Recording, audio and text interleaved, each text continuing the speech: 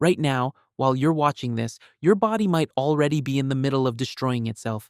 Not dramatically, not all at once, quietly, stage by stage, on a timeline that starts in 1 second and doesn't fully stop for months. This is what stress actually does to you, second by second. Most people think stress is just a feeling. It's not. It's a full operation with 5 distinct stages, each one doing real physical damage. And the scary part isn't stage 1, it's how long stage 5 can run before you even notice it's happening.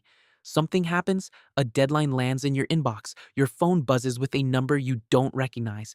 Someone says, "Can we talk?" in that tone, and in under 1 second, your brain's alarm center floods your body with adrenaline. Heart rate spikes, pupils widen, blood gets pulled away from your stomach and pushed toward your muscles.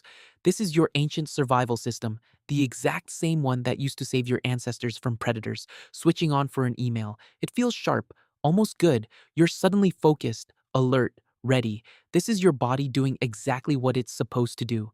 For about 90 seconds, this version of stress is genuinely useful. It's the reason you can slam the brakes in time or nail the line in an interview you were dreading.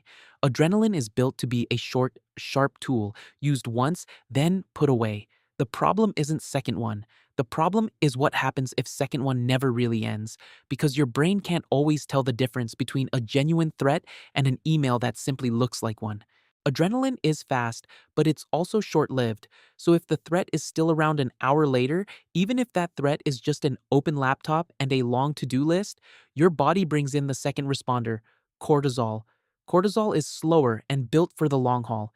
It keeps blood sugar elevated, keeps you alert, and tells your digestive system to deprioritize itself because, as far as your body's concerned, this isn't a great time to be digesting lunch. This is the hour where you stop noticing you're stressed and start just feeling busy. Your shoulders creep up toward your ears. Your jaw tightens. Your breathing gets shallow and high in your chest instead of low in your belly. None of this registers as an emergency. It just feels like a normal Tuesday. Here's where it stops being subtle.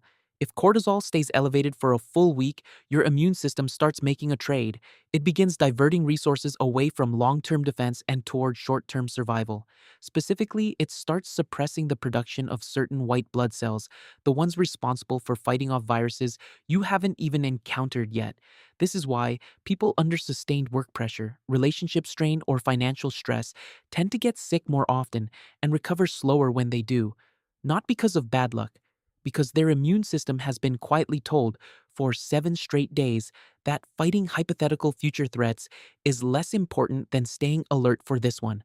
Your body is choosing speed over defense, and it doesn't ask your permission first.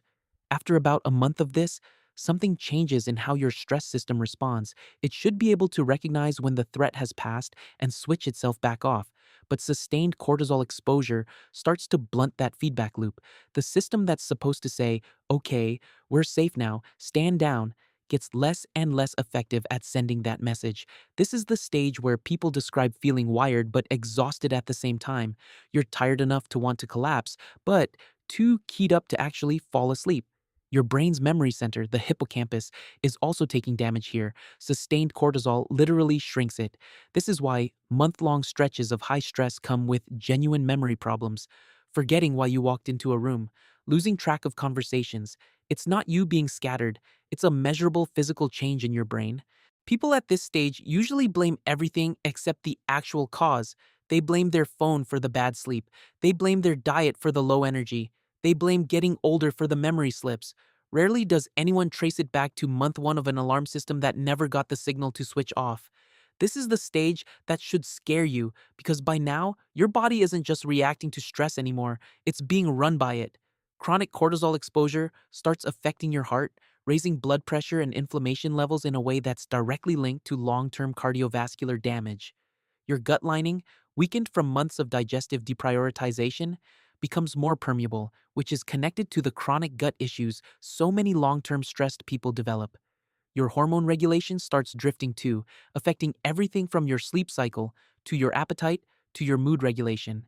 At 6 months, your body isn't sounding an alarm anymore. It's operating in a permanently degraded state and treating that as the new normal. The system built to protect you for a few dangerous seconds has been running for half a year straight, and it is not designed for that. None of this started with a crisis. It started with stage one, a single second of adrenaline that your body handled perfectly well. The damage isn't in feeling stressed, it's in never giving the alarm a reason to switch off. And the part most people miss is that your body never actually escalates on its own. You do. Every unanswered alarm, every threat your brain treats as ongoing when it's actually already over, is what pushes the timeline forward. Second to hour, hour to week, week to month. The five stages aren't five separate problems. They're one signal, getting louder because nobody told it to stop. If any of these five stages sounded familiar, that's not a coincidence. That's your body, quietly telling you exactly where on this timeline you are right now.